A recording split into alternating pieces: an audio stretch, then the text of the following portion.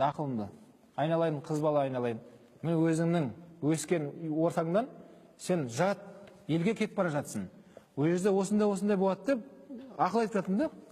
Сенің жәннатың мына күйеуің болады, қалай да болсын сен соның тілін табуың керек. Сен иншалла осының тілін тапсаң, сен иншалла жәннат сенікі болады.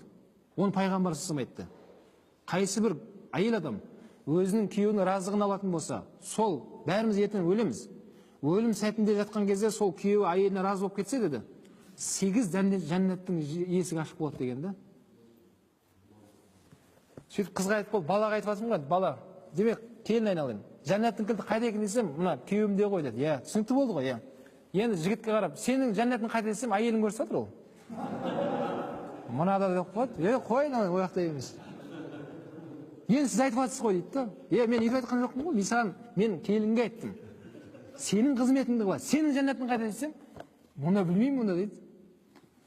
Міне кейбір жастарға оны айтпағандықтан да осындай нелер болып жатыр. Ойбай, сенің жәннатың ата-анаң айналайын.